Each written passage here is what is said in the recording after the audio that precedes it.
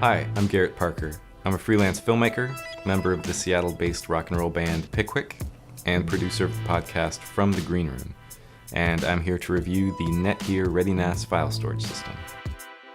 These are typically marketed towards small offices and really business applications, but I'm starting to see these network storage devices pop up in film studios that I work with around the city, and they really do have a lot of good applications for creative professionals. So let's take a look at what this thing is and what it can do.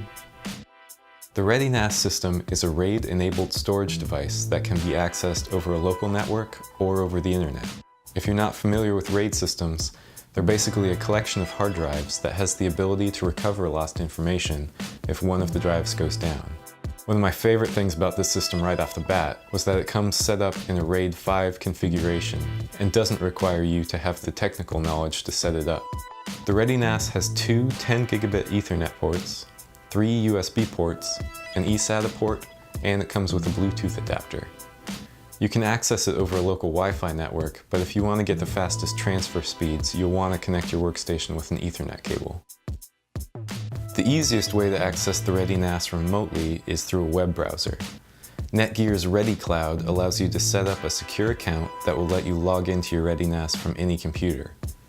That means that even if you're working on a client's workstation, you can access any project files, photos, or media files that you may have left at your studio. It's not a solution for leaving entire batches of photos or video files at home, since you still have to download whatever files you want to access, but it is potentially life-saving if a file you're working on gets corrupted or deleted.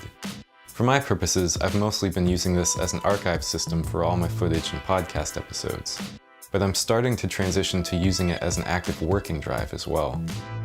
You can access your files from the desktop over a local network, which means editing programs like Premiere or Final Cut will have a file path to get to your footage.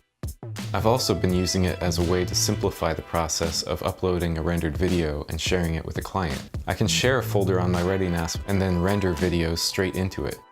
That way my client can start downloading it the moment it finishes rendering. Another handy feature is backing up files with a mobile app. In Pickwick, we record all of our practice demos to our phones, and with the app, I can send those recordings to the ReadyNAS from our practice space and not have to leave files sitting on my phone. There are a lot of other uses for this thing, and I'm just scratching the surface of it. You can store and stream your music, movies, and TV shows, and there's a whole community of developers who are constantly making apps for it. For my purposes though, it's mostly just been a really good way of keeping my files organized and accessible. No more hunting for what project is on what drive. I know where everything is and I can get to it from wherever I want. So I hope that's been helpful. If you're kind of on the edge of whether or not this is the right solution for you, I hope you found some good tips in here. And thanks for watching.